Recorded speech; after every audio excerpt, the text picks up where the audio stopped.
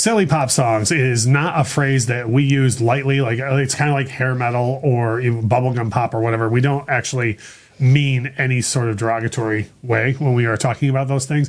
We've mentioned on the channel many times that there's a time and a place for everything. And if silly was something that we looked at as bad, we wouldn't be married. Because we're both true. Pretty dang silly. So today, Lauren is going to share 5 silly 60s pop songs that, and again, I don't think because they're silly doesn't mean they're not great. That's very true. And all 5 of these on my lists were like legitimate hits. Yeah. They charted really, really high.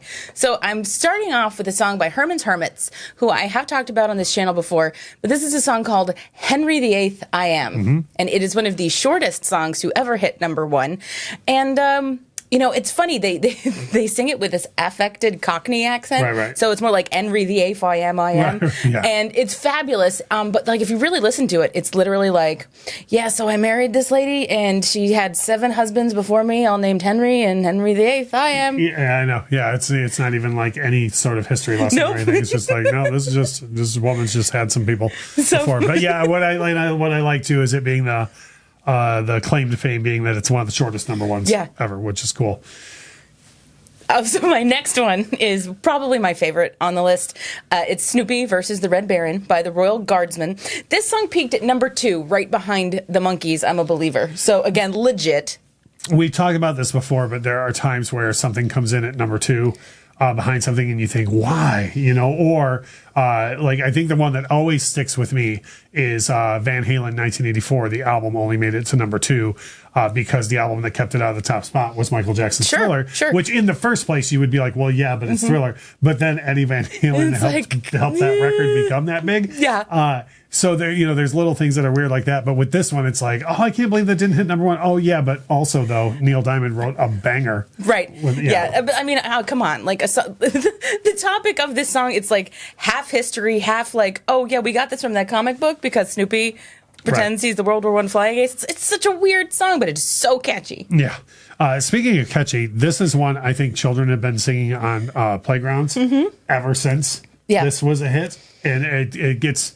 Even people that don't know the melody still use this phrase. For sure. Yeah, so Ding Dong, the Wicked Witch is Dead by the Fifth Estate hit #11. And, you know, it's literally a 60s retooling of the song from The Wizard of Oz. Right. And why? Why was this a thing? Why was this a hit? Just because.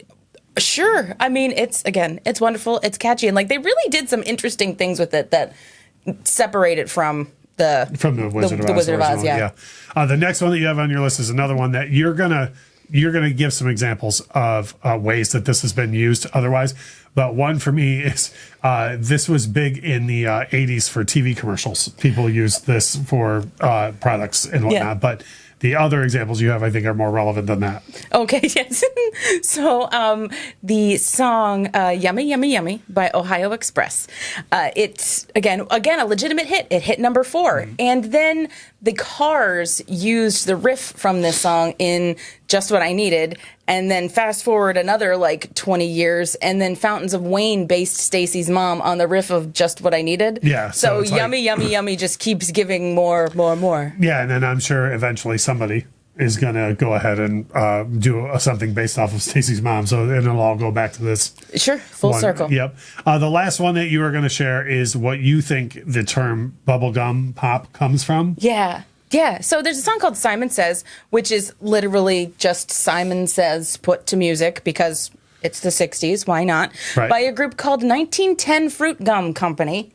And this song is the essence of bubblegum pop. Yeah. And I think the fact that it's being put out by a group called 1910 Fruit Gum Company, I think that's probably where people were like. Also hit #4. Yeah, so because apparently in the 60s, anything could hit the top 10. That's true. Yeah. And that's one thing, too, with like these days, people are always like, oh, the music of yesteryear used to be more serious. No, there's always been a time and a place. Yeah. For everything. So those are 5 silly 60s pop songs that Lauren wanted to share. We've been doing pretty much a all over the place as far as genres and decades go. So if there's anything you want to hear, if you want us to go back to the 50s or forward to the 70s for different genres or whatever else, just drop a comment. If you would, drop a like on the video. And I say this in a lot of different videos, but if you can share this video around social media, that helps us grow on the channel, and we really appreciate that. And as we always say, thank you so much for watching.